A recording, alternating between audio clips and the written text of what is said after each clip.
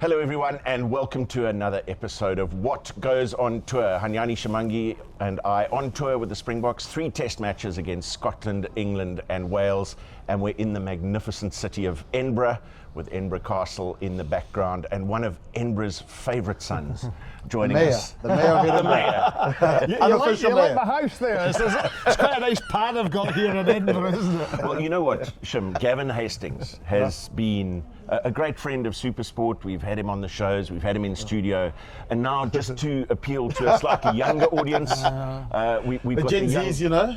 I have to state that I am the most capped Hastings brother. Exactly. No, I got 65, you only got 62. Who's counting? So Scott Hastings joining us on today's episode, and great to see a Hastings back in the Scotland squad. Team. Yeah, it's great. We take great pride in Gavin's son Adam.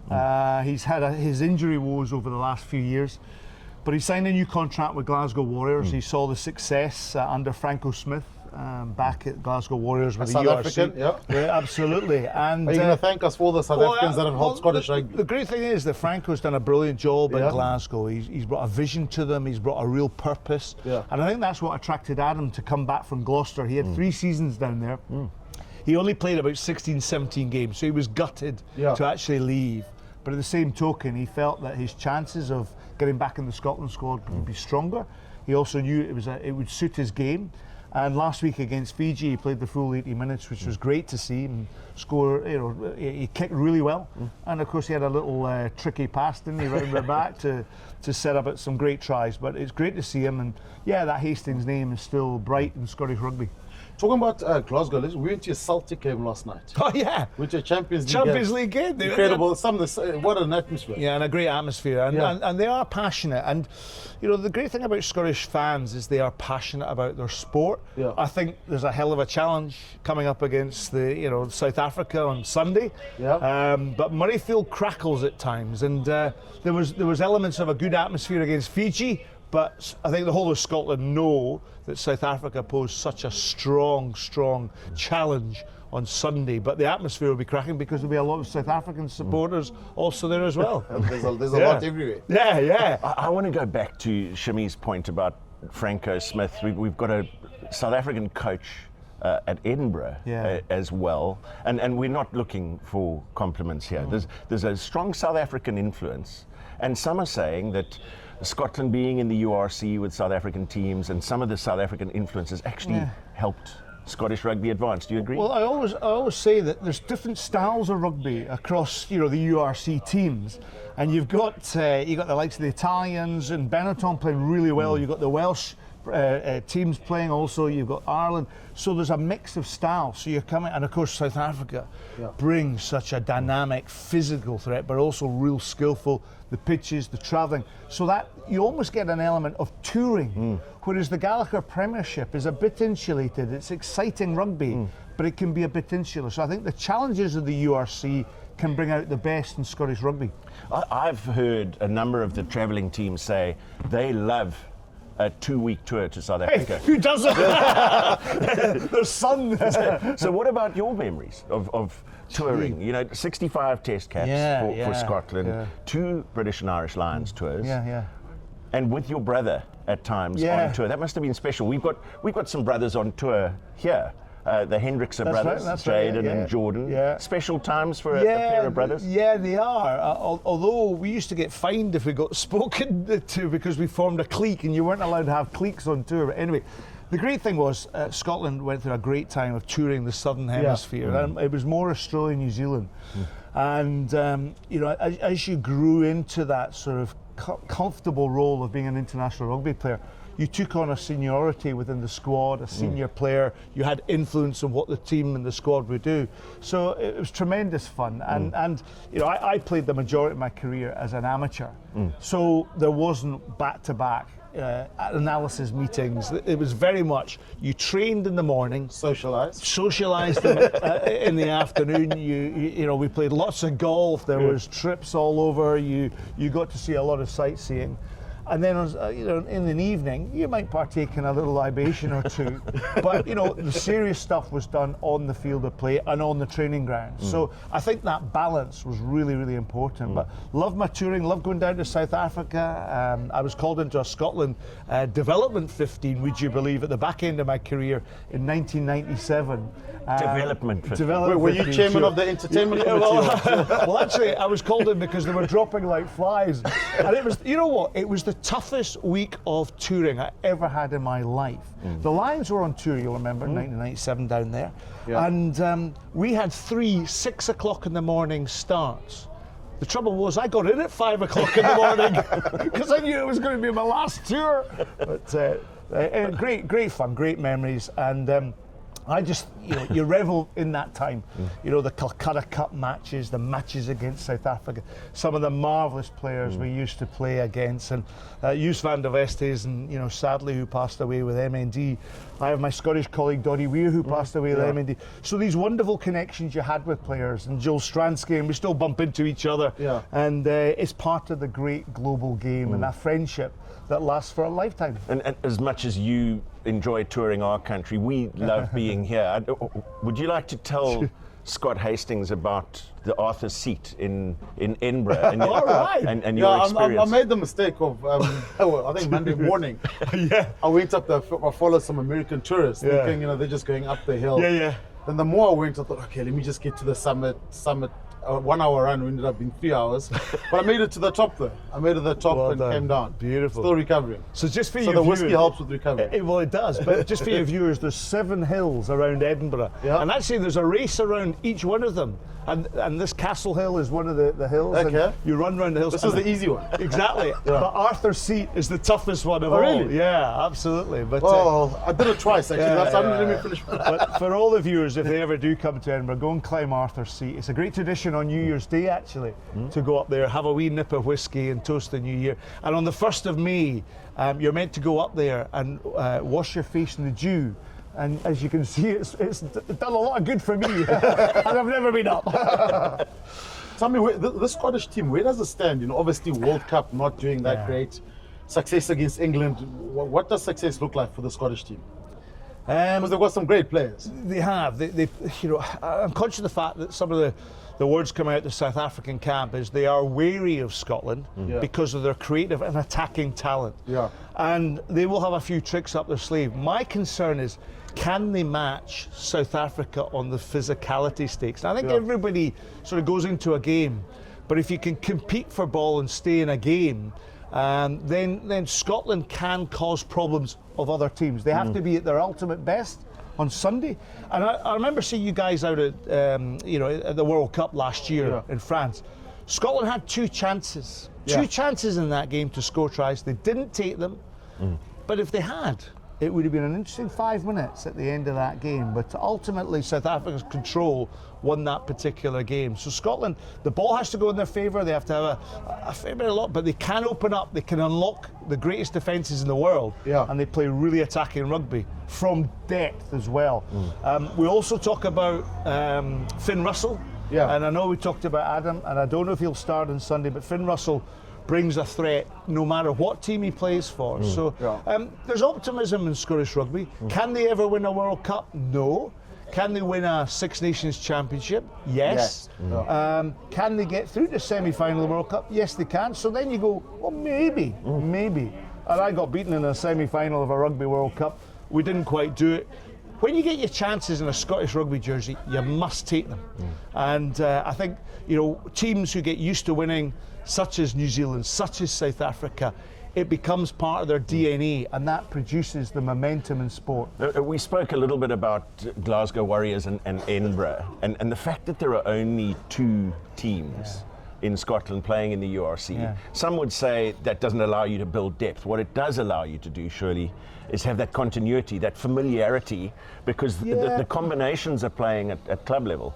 You do, and of course there's quite a few players playing down in France, and there's a few playing in England, and you bring that sort of mentality to the squad and that competition, but it allows Gregor to expose players, Gregor Townsend that is, to explore players and how they can work together, and combinations, as we know, the blends of rugby are really important. Get your centres. Correct, absolutely. And so in that respect, they get a chance to play for their club team week in, week out. And if they get a run in an international jersey, there's an understanding there.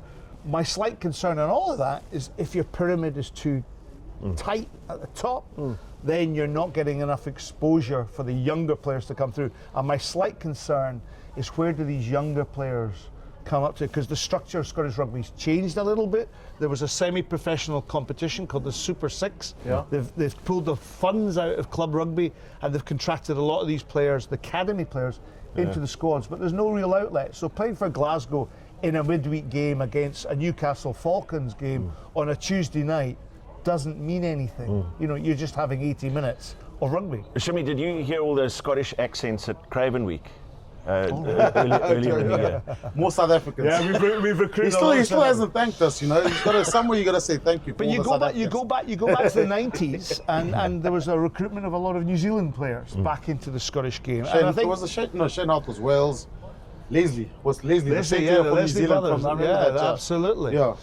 And so on, Brendan Laney. You're right. Who was playing? He got flown in. Chainsaw Laney. He got flown in and was capped a week later, and that riled the Scottish supporters, and to me riled the Scottish team a little bit.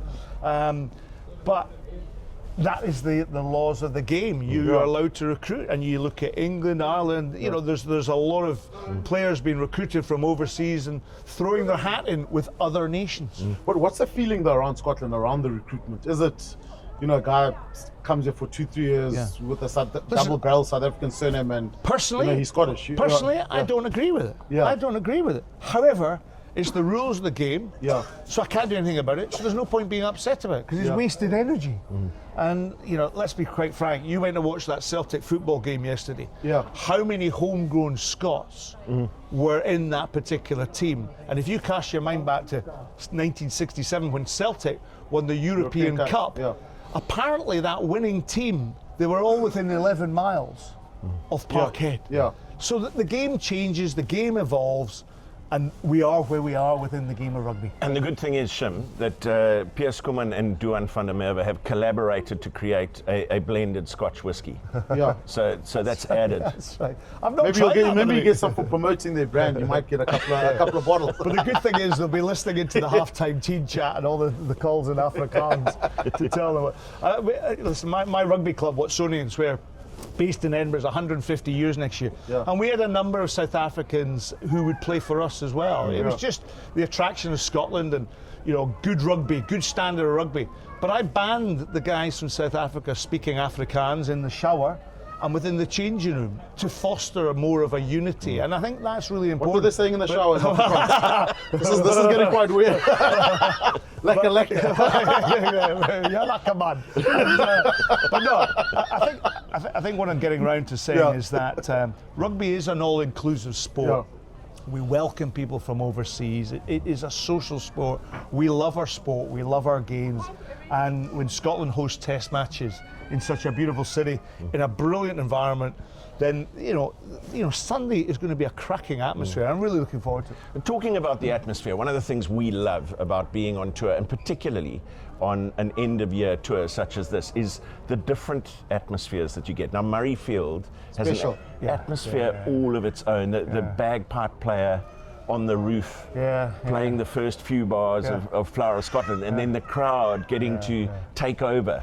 It's the best in the world for the second verse. Tell us about Flower of Scotland, because South African fans love it, and it's actually quite misunderstood. It's not a particularly ancient. No, it's a folk song. It's a folk song. It's a folk song written by the Corries, which are a folk band. Ronnie Brown and Roy, they wrote this song, and it was almost the unofficial anthem. It was always sung. But it wasn't sung actually until when I was playing in 1990. It was sung for the very first time, and I think it just resonated with it. It can be a bit of a dirge, you know. But you know, if you get the tempo right, you're right.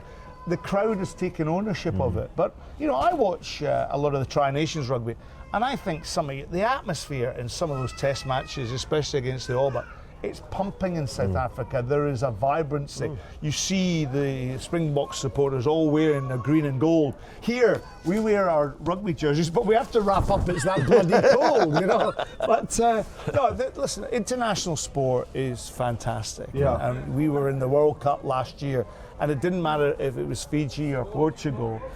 Uruguay, you know, how amazing is that anthem? And then Argentina, you know, they're all hugging each other, they're crying their eyes out, you know. But you know, I've always said this: when you're standing, representing your nation, and you're singing your national anthem, looking out, you cannot imagine. It's fantastic. But when you're outside looking in, it feels good, but if you're inside looking out, it feels even better. So yeah, very special. And Twickenham, you know, is this vast, incredible experience. You know, 80,000 spectators. It's something else that I'll always treasure. Yeah, I've always wondered what's it like with the England week when you're Scottish. I mean, we don't get to experience it. It's something we see from the outside. But the rivalry is unbelievable, and just the talk and the players and the ribbing, and you know, it got quite nasty through the sort of 90s and early 2000s. The animosity came across. Well, there was extreme rivalry. And some of the England players, you know, who shall remain nameless at this moment in time, but it was a long time ago. You can mention names. But Brian Moore was in particular. But you know what?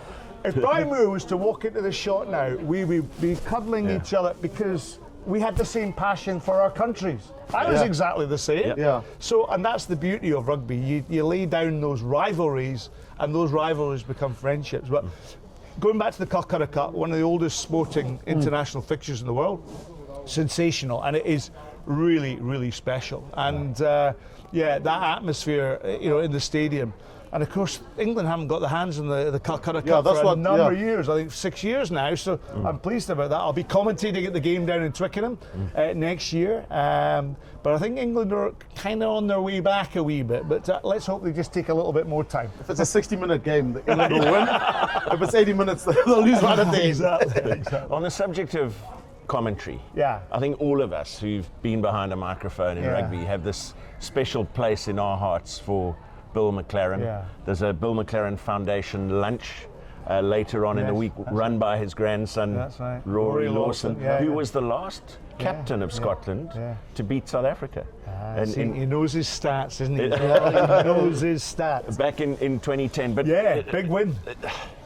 Looking back at rugby over the years, those moments with Bill behind the microphone, they're special, aren't they? Well, also, it's quite interesting, even in this day of social media, you know, a lot of his clips and commentary, they come up. And of course, when I was growing up as a kid, there was only BBC ever covered international rugby.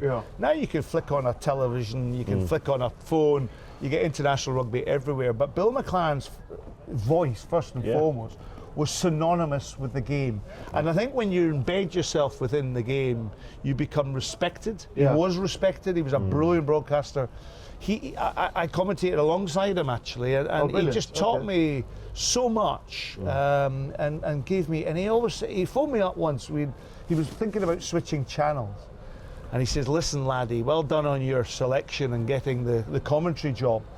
He says, "But remember, you'll need all your focus and all your detail. 90% of the stuff you might write down, you might never use, but make sure that extra 10% is there." And for me, that is everything. And you're one of these great guys who knows that in and out. And that preparation is absolutely key to being a good commentator.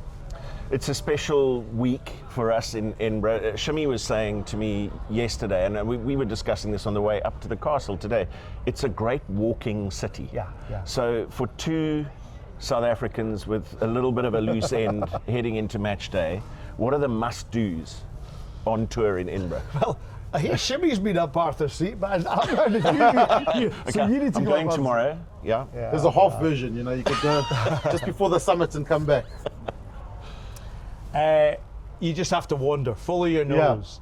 There's a cemetery, the old Carlton Cemetery, which is down in the new town, would you believe? Okay. And there's a woman there who lost her leg, and she buried her leg, and 20 years later she joined her leg. She'd claimed her plot, and there's stories like that all over Edinburgh. I've got her name in my phone and I've forgotten her name, but the High Street is just an absolute must. I've suggested you go to St Giles Cathedral, because you've walked past it 5,000 times.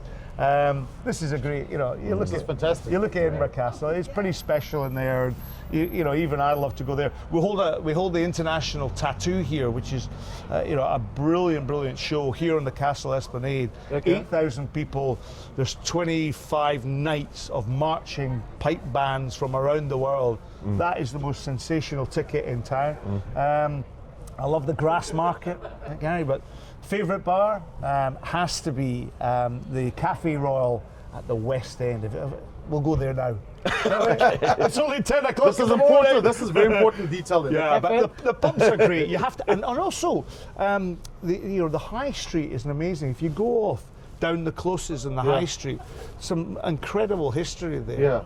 And there's a building just down here actually called Riddle's Court, and King James VI was invited for dinner. So he comes up from the Palace of Holyrood and goes into this. You should see this house. It's unbelievable. So when we go back down after this interview, I'll take you into Riddle's Court, because the history within this place is, I'm going back to the 1500s, 1600s when I'm talking about that. It's amazing. Yeah. Shimmi, final thoughts from you? All the best for the weekend. I think I'm going to cling on. Looking forward to it. Look at it's nuts. I hope it's competitive. Yeah. I'm really looking forward to seeing Sia Khaleesi and his team, because they're a great team, and Rassi's got them thinking differently than other rugby teams. There's a passion to South African rugby. I hope we can, nail it. But Scotland are also thinking and playing differently. And if you think back to that World Cup game, you speak about the two chances. I was speaking to some of the Springboks yesterday. Yeah. They said half-time was 6-3 in that World Cup game in Marseille. They were fine margins. And home advantage might just make a little bit of a difference. But I'm expecting a couple of tricks up Gregor Townsend's sleeve. Yeah. So let's see what unfolds. Yeah, I think also the belief from Scotland. That the win at Loftus last year, that goes a long way. Yeah. I think you look at Glasgow, we spoke about them earlier, there's a bit of a harder edge in terms of the physicality, but the skill's always been there with Scotland, the speed's always been there.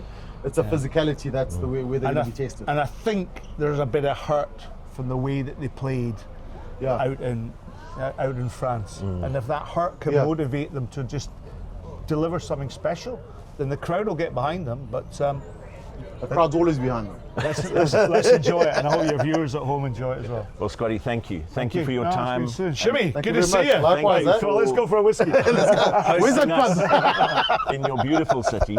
And don't forget that every week on tour, we're going to be posting the What Goes on Tour vodcast on SuperSport's YouTube channel. You can catch it there and catch up with episodes if you've missed them as well. We'll be following the Boks on their journey through Scotland, England and Wales. Until next time, cheerio.